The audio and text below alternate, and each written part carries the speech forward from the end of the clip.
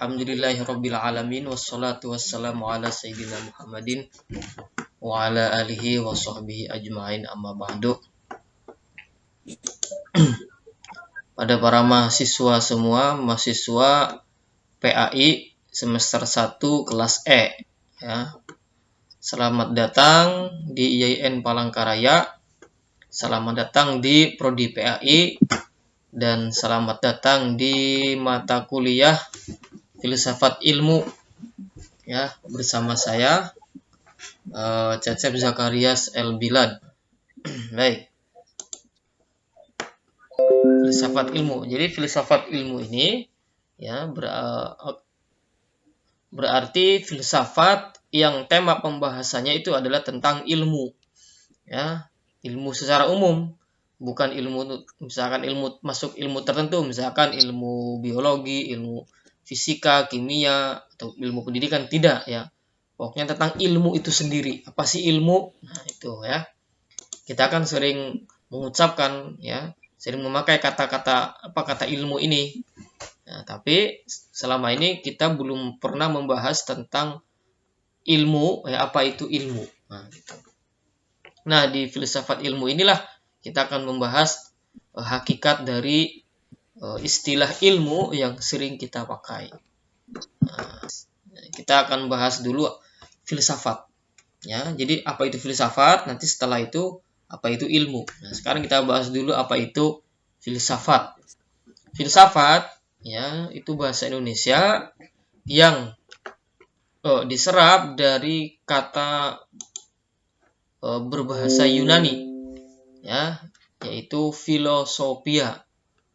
Ya, kata filosofia itu dibentuk dari dua akar kata, philos dan sophos.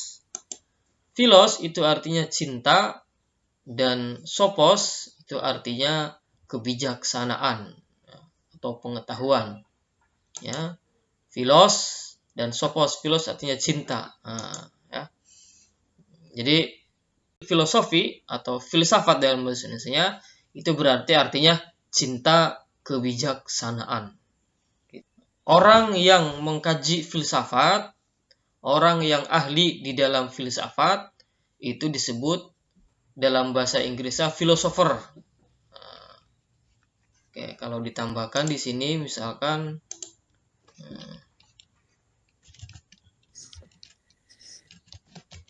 oke, ini istilah dalam bahasa Inggris. Philosopher berarti orang yang ahli dalam filsafat. Jadi orang yang ahli dalam filsafat berarti namanya philosopher. Ya. Istilah philosopher kemudian diserap ke dalam bahasa Indonesia menjadi filosof ya, filosof. Seorang filosof. Ya.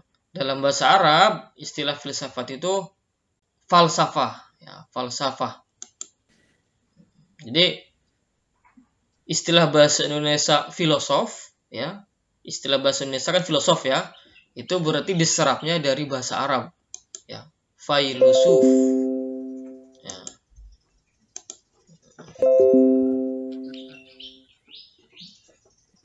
Nah, sedangkan filsafat, kata filsafat ya, kata filsafat itu juga ya.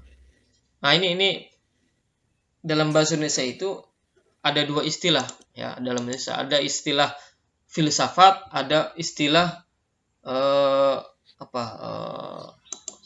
filosofi. Ya, ada istilah filosofi ya. Ada juga istilah falsafah. Mungkin kita sering mendengar istilah falsafah Pancasila misalkan. Ya. Jadi di Indonesia ini ada 3 istilah. Ada istilah filsafat, ada istilah filosofi, ada istilah falsafah. Ya. Kalau istilah falsafah atau filosofi itu diserap dari bahasa Arab. Ya, falsafah. Itu. Nah, yang tidak ada, yang masih membingungkan sampai sekarang, yaitu adalah istilah filsafat. Nah, itu saya baru, oke, itu saya baru connect nih ya. Nah, jadi istilah filsafat itu yang sampai saat ini masih membingungkan ya. Para ahli pun masih bingung istilah filsafat itu dari mana disalahnya. Bahasa Arabnya falsafah ya, bahasa Inggrisnya filosofi. Kok bahasa Indonesia menjadi filsafat gitu ya. Bahasa Indonesia yang umum dipakai ya. Makanya kalau zaman dulu ya, orang-orang tua kita, ya orang-orang yang sudah senior ya, itu mereka tidak menggunakan kata filsafat, yang mereka gunakan adalah falsafah. Nah, falsafah atau filosofi gitu.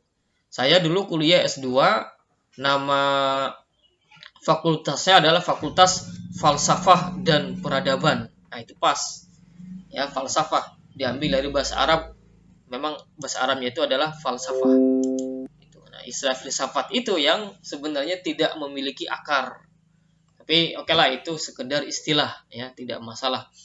Yang penting maksudnya jelas bahwa filsafat ya itu adalah istilah lain dari falsafah, istilah lain dari filosofi ya, yang dalam bahasa Inggrisnya filosofi gitu ya. Baik. Nah, jadi sekali lagi ulangi tadi, kata istilah filsafat itu dari bahasa Yunani yang artinya cinta kebijaksanaan. Nah, orang yang ahli dalam filsafat itu disebut filosofer dalam bahasa Inggris. Dalam bahasa Indonesianya filosof atau filosof. Nah, gitu. Ya. Jadi dari sini kita bisa melihat ya bahwa tujuan kita belajar filsafat itu sebenarnya baik ya, supaya kita menjadi orang yang cinta pada kebijaksanaan ya. Makanya ya, zaman dulu ya, para filosof itu orang-orang yang dihormati ya, karena mereka dengan keahliannya dalam bidang filsafat itu bisa membuat keputusan-keputusan atau nasihat-nasihat yang bijaksana gitu ya. Nah, maka orang zaman sekarang pun seharusnya ya dengan belajar filsafat itu bisa menjadi bijaksana ya, karena memang akar kata dari filsafat itu sendiri artinya adalah cinta kebijaksanaan. Ya, oke. Ya. Nah, kemudian sebentar.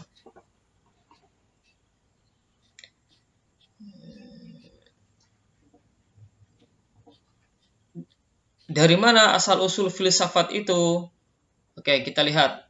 Tadi saya katakan bahwa filsafat itu berasal dari Yunani. Di manakah Yunani itu? Nah, ini saya tampilkan peta. Ya, jadi Yunani di Eropa. Eropanya sebelah mana? Nah, ini saya tampilkan, saya zoom out ya. Saya zoom out petanya. Nah, ya, yang warna biru ini, yang kepulauan kecil-kecil yang warna biru ini itu Yunani ya. Tapi ini saya tampilkan peta lama ya, peta yang lama. Oh, ini maaf, peta baru juga termasuknya ya. Oke, jadi yang warna biru laut, nah inilah Yunani ya. Yang warna hijau ini Turki. Hijau tua nih. Apa Turki itu? Turki. Nah, Turki ya. Turki.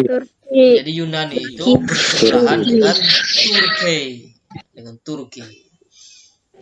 Ada yang pernah ke Turki? Belum pernah. Belum. Ya. Belum, Bang. Belum pernah, Bay. Ya, semoga nanti ada yang bisa ke Turki ya. Amin. Amin. Atau nanti jalan-jalan ke Turki, kita mau melihat, membuktikan bahwa Yunani itu di sebelah sana. Oke. Jadi di situ Yunani. Itulah asal mula filsafat, ya. Gitu. Kita kan sering dengar nih Yunani kan, tempat para filosof, itu di situ posisinya, ya. Mungkin kalau naik pesawat kira-kira 24 jam. Seharian Pak. Ya. Pernah naik pesawat? Belum pernah Pak. Oh, belum pernah. Aduh, gimana ya? Pernah. Pernah. Baik, ya. Yaitu Yunani, ya. Dari sinilah kata filsafat bermula, ya. Nah, berikutnya, siapa sih orang yang pertama kali menciptakan kata filsafat? Nah, ada yang tahu? Belum. Belum, Pak. Belum, ya. Nah, ini saya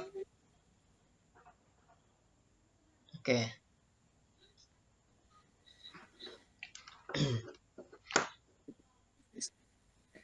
Presokrates, ya. Jadi ada sosok yang namanya Sokrates. Nah, itu Sokrates tahun 469 sampai 399 sebelum Masehi. BC itu ya before century, ya bahasa Indonesia sebelum Masehi. Nah, jadi inilah orang yang pertama kali ya menciptakan kata filsafat. Ya, Sokrates. Pernah dengar nama Sokrates? Belum, Pak. Belum, Pak.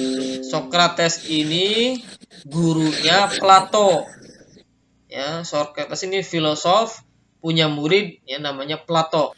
Plato punya murid namanya Aristoteles. Nah, Aristoteles pasti pernah dengar kan? Aristoteles. Nah, di situ saya tampilkan juga tahun hidup dan tahun wafatnya. Nah, itu 400. Jadi Sokrates tahun 469 sampai 399 sebelum Masehi. Nah, jadi kalau sebelum Masehi itu kan berarti sebelum penanggalan Masehi dimulai. Oke. Sebelum Masehi berarti kan apa? Kalau sekarang 2020 ya Masehi berarti Plato Sokrates ini wafat berapa ribu tahun yang lalu?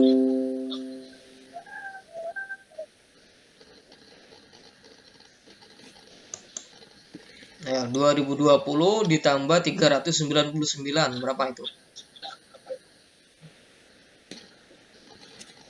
Berarti 2400 berapa? 2419 tahun ya. Berarti Sokrates wafat 2419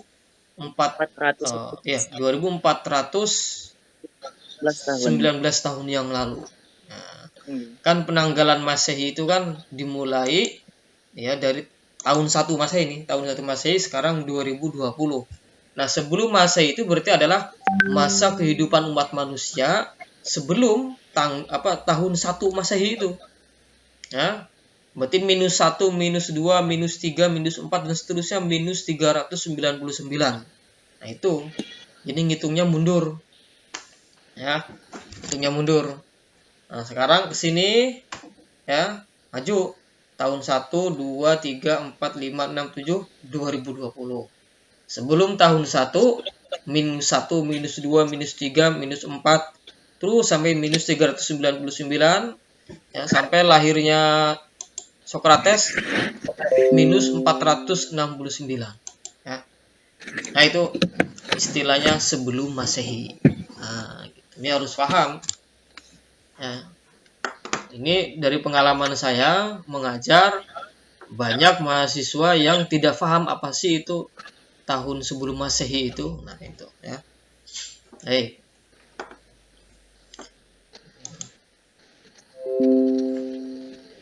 Nah, di atas di kolom yang pertama itu ada istilah pre-Sokrates. Ya. first philosophers. Apa artinya first philosophers itu? Ya. Filosofi. Nah, Filosofi. kaum filosof generasi pertama. Nah, gitu. Kaum filosof generasi pertama. Ada tokoh di situ namanya Thales. Di antaranya yang paling besar. Thales. Nah, ini saya tidak tahu persis bagaimana cara membahasanya. Pokoknya begini tulisannya, Thales, Thales ya. Thales. Nah, itu. Wafatnya tahun 546 sebelum Masehi. Jadi kira-kira 100 tahun sebelum Sokrates. Nah, itu. Nah, Thales inilah yang disebut sebagai bapak filsafat barat. Ya. Sebagai bapak filsafat barat, pendiri filsafat pertama kali ya. Tapi yang menciptakan kata filsafatnya itu adalah Sokrates 100 tahun kemudian, Sokrates. Ya. Cuma orang yang pertama kali ya berpikir secara filosofis itu namanya Sokrates. Orang itu namanya Thales. Gitu ya. Sekali lagi istilah filsafatnya baru muncul 100 tahun kemudian ya di eranya si Sokrates ya. Itu pertama kali menciptakan istilah filsafat Sokrates. Tapi aktivitas berpikir filsafat itu sudah dimulai 100 tahun sebelumnya, yaitu oleh seorang tokoh namanya Thales. Oke, paham ya? Nah, apa sih maksudnya? Oke, kita lihat di slide berikutnya.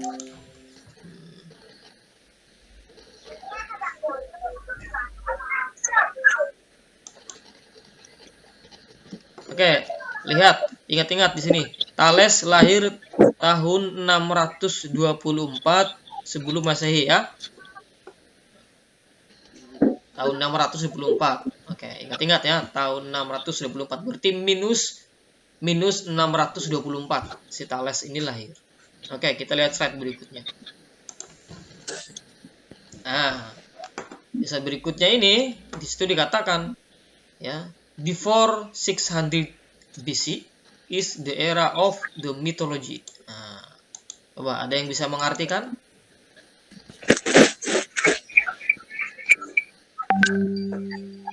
Apa artinya itu? Ini yang saya blok. Nah, before 600 BC is the era of mythology. Ayo, siapa yang bisa bahasa Inggris? Sebelum Sebelum 600 Masehi adalah era mitologi. Nah, oke, bagus. Devi Julia namanya ya, dapat 100. Nah. Oke, ya, jadi sebelum tahun 600 itu disebut era manusia, kehidupan manusia disebut eranya era mitologi, era mitos. Itu era mitos ya. Kenapa kau saut sebelum tahun 600 sebelum Masehi ini ya? Ingat tadi lahirnya orang yang pertama kali berpikir filsafat, berpikir filosofis itu namanya Thales. Ya. Thales itu lahir tahun berapa tadi? 624. Itu dihitungnya dari situ. Berarti sebelum muncul tokoh yang bernama si Thales ini, ya, itu belum pernah ada orang yang berpikir filosofis. Gitu, ya. Nah, sebelumnya itu umat manusia, ya, baik di Yunani sendiri maupun di belahan bumi yang lain itu ya belum berpikir filosofis. Eranya, masanya pada saat itu disebut masa mitos, mitologi. Nah, apa itu mitologi? Ya, itu kata mitologi akar katanya sama dengan mitos. Ya, mitos ditambah dengan kata logos, ya, menjadi mitologos atau mitologi. Nah, berarti ilmu tentang mitos. Ya, cuma bukan ke sana arahnya. Artinya apa? sebelum Thales memulai berpikir filosofis, ya, umat manusia pada saat itu, khususnya di Yunani, itu cara berpikirnya berorientasi pada Percaya. mitos. Nah, mitos itu adalah eh, kepercayaan akan adanya sesuatu atau sosok, ya, yang itu tidak berdasarkan apa, tidak berdasarkan alasan yang logis, yang masuk akal, ya, dan tidak juga berdasarkan apa, pembuktian secara empiris, secara kasat mata, gitu, ya. Secara akal tidak pernah dipikirkan benar atau tidaknya ada sosok, misalkan sosok apa, dewa apa misalkan, ya. Secara akal betul tidak. Nah, itu tidak pernah, pokoknya ada kepercayaan, ya, diyakini, tapi tidak pernah dipikirkan secara logis, ya, dan tidak pernah juga dibuktikan secara nyata dengan panca indera, gitu. Tapi selalu dibicarakan, ya, selalu dibicarakan dan diyakini betul. Nah, itu hal semacam itu bisa disebut dengan mitos, ya. Contoh, di kita juga banyak mitos, ya. Ya, tentu, ya, kalian semua juga pernah, misalkan contohnya ini, kalau apa, gerhana matahari atau gerhana bulan itu berarti apa? Matahari dan bulannya dimakan ular naga, dimakan naga, ya. Ada yang Iya. seperti itu di kampung? Ada. Nah, itu contoh mitos. Kita selama ini mengertinya kalau ada gerhana ya seperti itu, padahal, ya, kita tidak pernah memikirkan benar atau tidaknya, dan kita pun belum pernah melihat naganya. Coba kita kok percaya? Mitos, ya. Oke. Nah, itu dulu, ya, sebelum Thales muncul, ya, dan memulai cara berpikir filosof, masyarakat pada saat itu berpikir mitos, ya.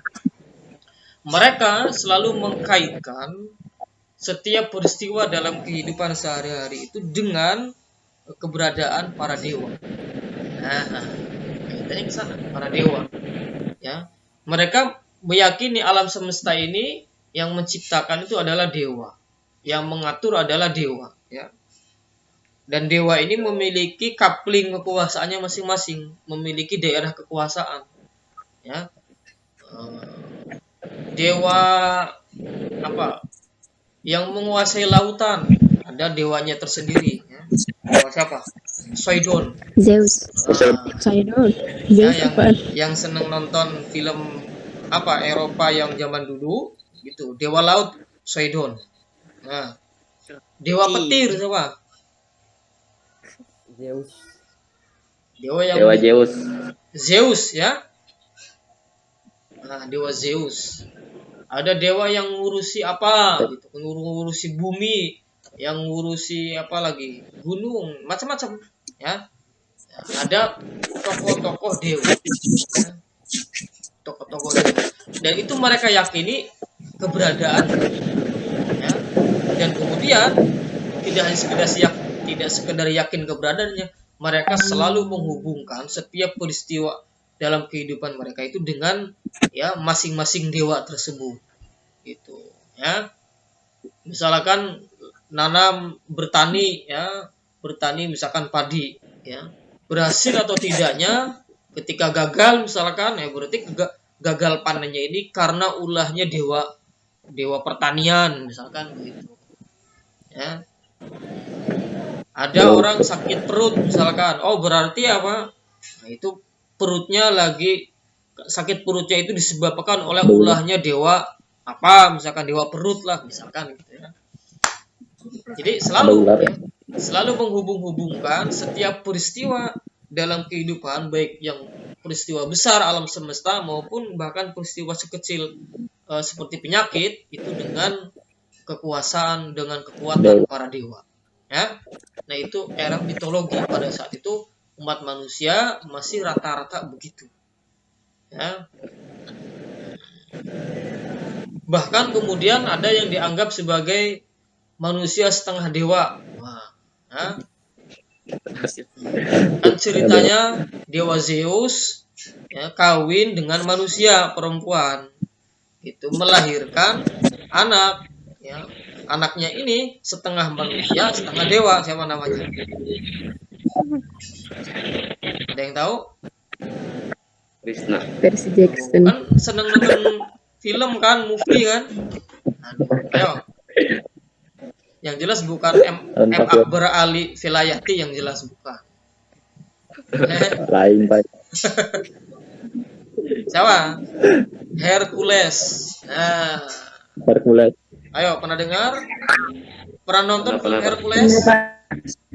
Nah, itu Hercules itu titisan dewa. Nah, dewa Zeus yang menikah dengan seorang perempuan manusia, melahirkan Hercules. Manusia setengah dewa, manusia dengan kekuatan dewa. Nah, gitu. Nah, itu pada saat itu sebelum si Thales muncul itu umat manusia rata-rata masih begitu. Ya. Mereka punya akal, sudah punya pikiran, cuma pikirannya itu belum dioptimalkan. Ya.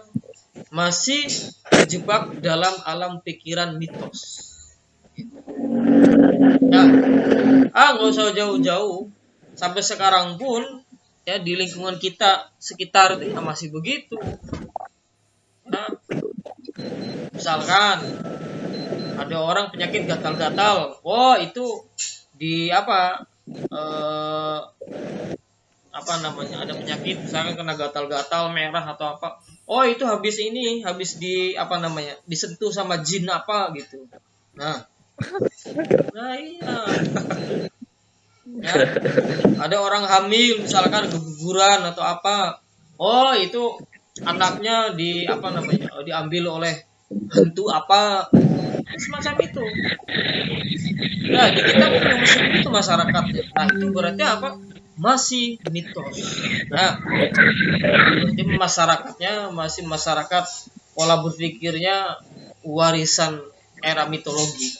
Nah, atau jangan-jangan kalian pun masih begitu cara berpikirnya. Ayo, kita curigai. Wow. Makanya nanti di atas pintu dikasih jimat apa gitu, supaya nanti hantu nggak bisa masuk. Nah, ya kan? Nanti mau menikah misalkan harus mau ada acara apa, bikin sesajen dulu, bikin perayaan apa itu kan, ada ritual apa, untuk menangkal hantu apa. Nah, itu yang seperti itu masih salah satu bentuk cara berpikir mitos. Ya. Bisa jadi memang benar ya. Dalam arti gini, jin itu ada, ya. Hantu itu, apa yang disebut dengan hantu itu ada. Salah satu model dari jin, ya. Cuma ketika keberadaan hantu itu selalu dikait-kaitkan dengan peristiwa dalam kehidupan kita, sehingga seolah-olah ketika peristiwa itu terjadi, itu pasti ulahnya hantu A, yang seperti ini hantu B, ya. Itu ya cara berpikir seperti itulah yang disebut dengan cara berpikir mitos. Gitu. Ya, paham ya? Paham, Pak. Nah, jadi kalau Sisil Lia Nur Safitri masih begitu, berarti masih titisan masyarakat era mitologi, ya. Nah, itu ya. Boleh percaya akan adanya hantu, boleh, jin itu boleh. Dan memang harus, kita orang Islam wajib percaya kepada hal-hal gaib. Cuma ya tadi, jangan sampai kemudian keberadaan hal-hal gaib itu ya kemudian selalu dikait-kaitkan dengan peristiwa kehidupan sehari-hari, ya. Dia sakitnya ini lumpuh. Itu dia itu habis ditendang sama jin itu di belakang rumah. Nah, misalkan ya. Padahal apa lumpuh itu mungkin karena folio lah atau karena stroke lah. Coba ya tadi orang berpikir mitos itu selalu dikaitkan gitu. Nah itu era mitologi. Dan sebelum si Thales ini muncul masih seperti itu. Segala peristiwa kehidupan alam semesta selalu dikaitkan dengan ulah atau kekuatan dewa-dewi, ya, para dewa dan para dewi. Nah, kemudian lahirlah si Thales. Nah, Thales ini ya, dia mulai berpikir secara logis, secara rasional. Ya, misalkan hari ini mendung, ya, mendung, kemudian turun hujan. Masyarakat biasanya berpikir bahwa mendung dan turun hujan itu adalah kehendaknya Dewa Zeus. Nah, Dewa Zeus mengirimkan hujan dan petir. Dewa Zeus. Sehingga ketika lama tidak ada hujan, mereka akan melakukan ritual-ritual sesembahan untuk Dewa Zeus. Mohon Dewa Zeus untuk menurunkan hujan. Nah, gitu. Nah, si Thales ini mulai berpikir bahwa hujan itu, ya, mendung itu bukan urusannya Dewa Zeus. Itu terjadi karena proses penguapan air. Setelah dia kemudian meneliti kan, dia merenung, dia mengamati, terus mempelajari. Oh, ternyata proses terjadi hujan itu begini. Air menguap ke atas, terjadi entah proses apa di sana, ya, mengendap, ya, jadi awan hitam, campur angin, dan akhirnya terjadi apa? Proses turunlah hujan. Nah, itu dia sudah mulai berpikir begitu. Sakit perut. Nah, biasanya mungkin orang berpikir sakit perut itu karena mungkin ini ulahnya dewa ini. Gitu, ya. Tapi kemudian Thales mulai memikirkan, merenungkan, mengamati. Kenapa kok bisa sakit perut? Nah, coba ditelusuri. Tadi sebelum sakit perut kamu makan apa? Oh, tadi minum es. Terus setelah minum es atau sebelum atau ketika minum es makan apa atau minum apa? Minum es. Ya. Dan saya minum es itu sebelumnya itu makan apa? Makan bakso, ya. Lomboknya 10. Nah, begitu rasa pedas minum es. Nah, itu yang menyebabkan, ya, munculnya sakit perut. Jadi bukan persoalan dewa ini, bukan, karena kamu makan ini dan makanan ini kemudian tidak cocok, ya, di perut, di lambung, di usus sehingga menyebabkan sakit perut. Itu, ya. Lombok itu kan pedas, panas. Ya, kemudian es itu kan dingin. Jadi kemudian ketika makanan yang pedas dan dingin masuk dalam satu waktu sehingga usus, kulit dinding rongga pencernaan kita itu kemudian tidak siap menerima, terjadi semacam konslet atau apa, jadilah sakit perut. Nah, mulai menghubung-hubungkan sebab dan akibat. Begitu. Itu sih Thales. Sebelumnya masyarakat tidak begitu cara berpikirnya. Sebelumnya misalkan tadi sakit perut, wah ini berarti kamu kurang sesajen sama dewa ini. Nah, gitu. Ya. Nah, itu dia.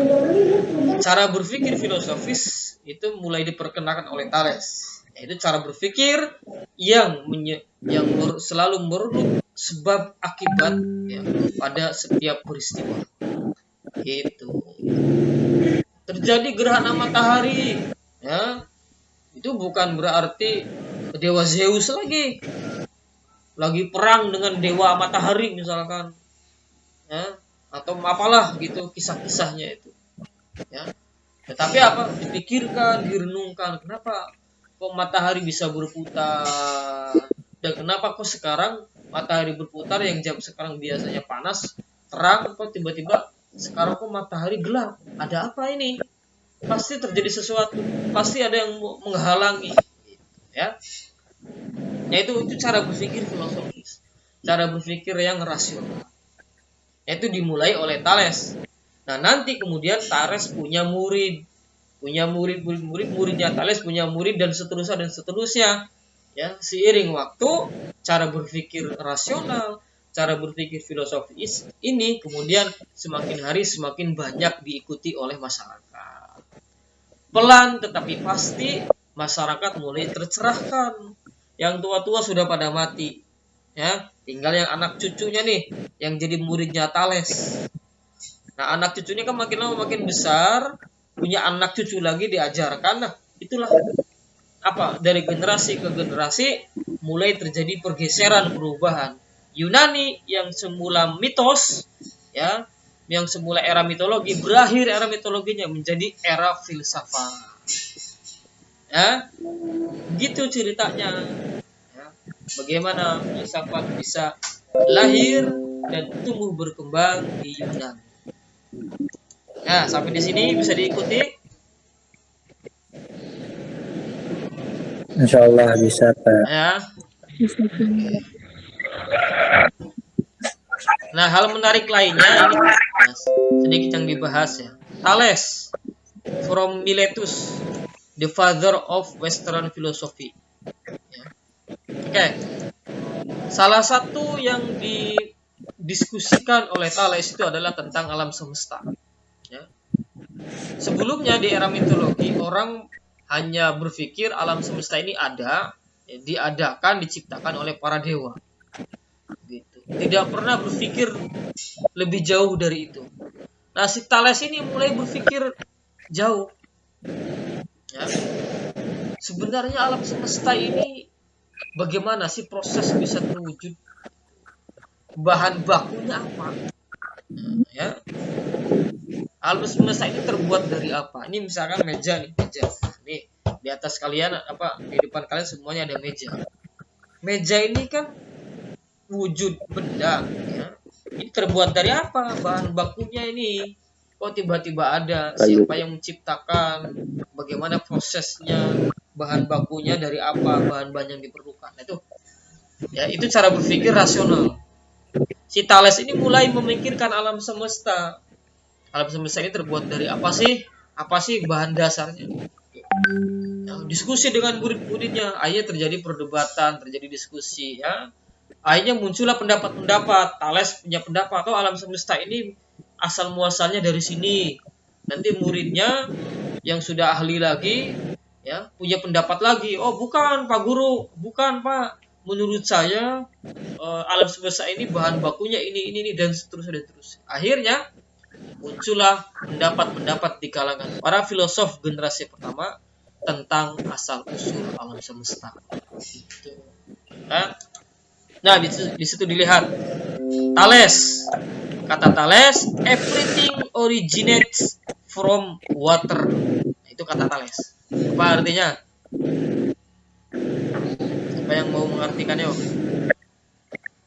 Everything originates from water. Yo, siapa? Ini pasti ada nih yang ahli bahasa Inggris. Segala sesuatu asal usulnya adalah air. Ya, itu kata Thales. Jadi kata Thales, air itulah yang menjadi bahan baku pembuatan alam semesta. Itu Thales. Nah, ada lagi menurut murid-muridnya yang sudah ahli. Ada Anaximander nih, ya. Menurut Anaximander, everything originates from the apeiron, ya. Coba istilahnya apeiron. Segala sesuatu itu, semua alam semesta asal usulnya adalah api. Nah, akan api. Ada lagi pendapat berbeda, Anaximenes. Dia mengatakan asal usul alam semesta itu adalah from air. Apa air itu? Air itu apa? Udara. Bukan air ya, udara. Nah, gitu. Jadi mereka mulai kreatif mencari tahu, ya, dengan logika, dengan rasio yang mereka kembangkan itu. Akhirnya muncul pendapat-pendapat. Nah ini terlepas mereka berbeda pendapat, ya, bahwa mereka itu memulai suatu tradisi berpikir yang logis, yang rasional, ya. Ketika pada saat itu umat manusia kebanyakan masih mitos cara berpikirnya. Nah inilah ya asal muasal ya filsafat. Ya, nanti seiring dengan berjalannya waktu, tradisi berpikir filsafat ini ya berkembang kemana-mana, ya sampai sekarang. Ya. Filsafat berkembang dan akhirnya kemudian melahirkan ilmu-ilmu pengetahuan. Ya, jadi ilmu-ilmu pengetahuan yang ada sampai saat ini yang kita nikmati ada macam-macam kan, ada ilmu eksak, ada ilmu sosial, ada ilmu agama, ilmu sosial, ilmu eksak. Ilmu eksak aja macam-macam, ada biologi, kimia, astronomi, matematika, dan seterusnya. Ada fisika, ya ilmu sosial, ada sosiologi, ada antropologi, ada psikologi dan lain sebagainya. Nah, ilmu-ilmu tadi itu semuanya induknya ya itu adalah filsafat. Gitu ya. Jadi filsafat itu maka disebut sebagai induk atau ibu dari semua ilmu pengetahuan. Gitu ya. Filsafat itu sebagai cikal bakal lahirnya semua ilmu pengetahuan. Gitu. Nah, itu dia. Ya. Nanti filsafat bermacam-macam. Dari macam-macam filsafat ini nanti melahirkan ilmu-ilmu pengetahuan. Nah, salah satu macam filsafat adalah filsafat ilmu. Gitu. Berarti apa? Berarti filsafat yang membahas khusus tentang ilmu. Apa sih ilmu itu? Gitu. Hakikatnya ilmu itu apa sih? Ilmu itu makanan kah atau minuman? Nah, itu maksudnya. Hakikatnya apa? Enak nggak? Gitu. Nah, itu dibahas oleh filsafat ilmu. Ya. Nah, itu dia. Ngisi absen. Oh, ada pertanyaan. Siapa? Fitria. Silakan. Apakah ilmu filsafat memiliki ciri-ciri? Ulangi bisa? Apakah ilmu filsafat memiliki ciri-ciri, Pak? Oke. Filsafat memiliki ciri-ciri, gitu. Oh ya. Apa sih ciri-ciri berfilsafat atau ilmu filsafat? Ciri-cirinya gampang. Satu aja ciri-cirinya. Filsafat itu ciri-cirinya adalah rasional. Ya. Masuk akal. Pokoknya kalau kita ini berpikir kok masuk akal, ya, itu bisa dikatakan berpikir filosofis. Nah, ya. Jadi sebenarnya setiap kita ini bisa berfilsafat. Gitu, ya. Jadi kan kalau ada istilah berpikir filosofis itu artinya berpikir rasional. Rasional itu berarti apa? Masuk di akal. Ya. Setiap kita itu sebenarnya adalah filosof. Cuma ada yang akalnya itu terlatih, ada yang kurang terlatih. Gitu. Seolah-olah masuk akal, padahal tidak masuk akal. Kenapa? Ya karena kurang terlatih. Gitu. Cara berpikirnya mungkin ada sedikit, ya kalau listrik itu sedikit konslet lah. Gitu. Ya. Nah, gitu. Makanya disinilah pentingnya belajar. Supaya apa? Mengasah akal, mengasah nalar, supaya tidak salah membuat kesimpulan. Supaya tidak salah menghubungkan antara sebab akibat. Sebagai contoh ya. Nanti akan kita bahas nanti. Ini contoh. Fitriani, nah, tadi apa Fitria ya? Fitria itu manusia. Nah, Ini contoh sedikit aja berpikir. Fitriyah itu manusia. Maaf. Ya, kalian bisa. Fitriyah itu manusia. Setiap manusia pasti ya membutuhkan makan. Apa kesimpulannya?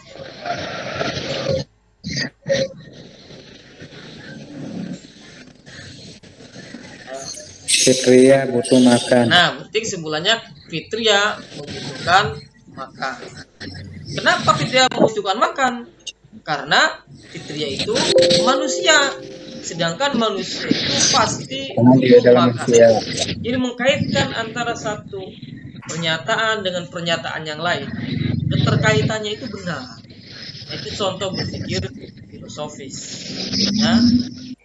Itu contoh kecil saja saya katakan, contoh kecil aja. Nah dalam kehidupan sehari-hari kan sering begitu. Ya. Sebagai contoh yang lain, setiap umat Islam ya itu wajib melakukan sholat. Ya. Terus siapa? Muhammad Akbar Ali Vilayati itu adalah orang Islam. Berarti apa kesimpulannya? Artinya diwajibkan sholat. Nah, berarti Muhammad Akbar Ali Vilayati wajib melaksanakan Wajib sholat nggak Akbar? sholat. Sholat. Sholat, ya. Berarti itu masuk akal. Ya.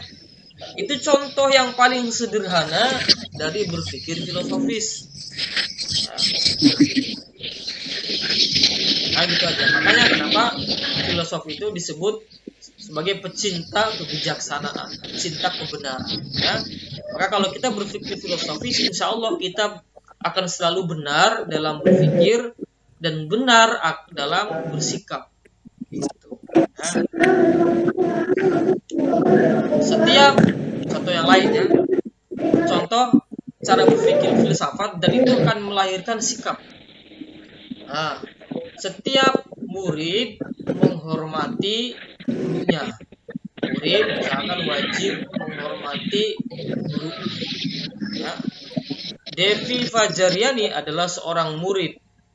Ya, maka kesimpulannya adalah Devi Julia Fajariani harus selalu menghormati Guru. Maka ketika datang ke sekolahan, datang ke kampus, ketemu dosen, ketemu gurunya, Bapak, Ibu, Assalamualaikum, permisi.